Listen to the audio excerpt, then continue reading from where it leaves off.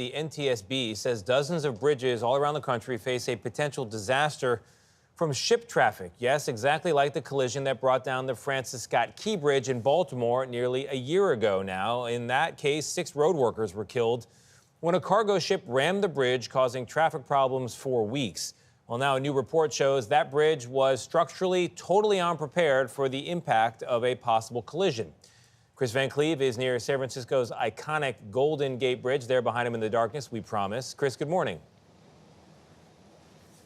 Well, good morning. The NTSB is saying that same assessment to figure out how a bridge might respond to being struck by a large vessel that wasn't done in Baltimore hasn't been done for 68 other bridges in 19 states, and that includes some landmarks like the Golden Gate.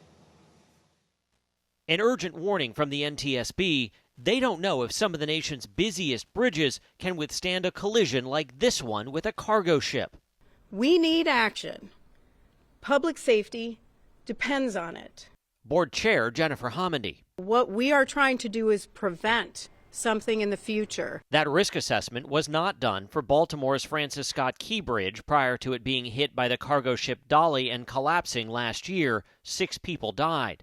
The NTSB says that same assessment is needed for 68 bridges in 19 states, including the Brooklyn Bridge, Maryland's Chesapeake Bay Bridge, and the Golden Gate Bridge. What we are telling bridge owners is that they need to know the risk and determine what actions they need to take to ensure safety. The size of cargo ships has quadrupled in the last 45 years, far beyond what many bridges were designed to handle. A CBS News data analysis identified 416 bridges in 35 states over waterways used by large vessels like cargo and cruise ships, where inspectors deemed the pier protection inadequate, either because it was deteriorating, needed to be redesigned, or in more than half, the protections weren't in place at all, like the Lewis and Clark Bridge over the Columbia River between Oregon and Washington, where large cargo ships pass by its unprotected piers daily. A $95 million project to protect the Delaware Memorial Bridge from a collision with a ship even larger than the Dolly is nearing completion, installing what amounts to 8 man-made steel islands, 80 feet in diameter, around the bridge. We visited the project last April.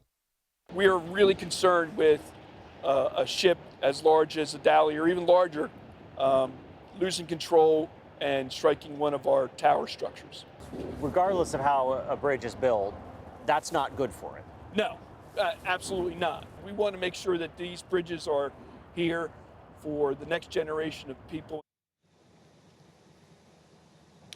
There is no regulation or requirement that this assessment be done, particularly for bridges that were built before 1991, but it has been an industry best practice for decades.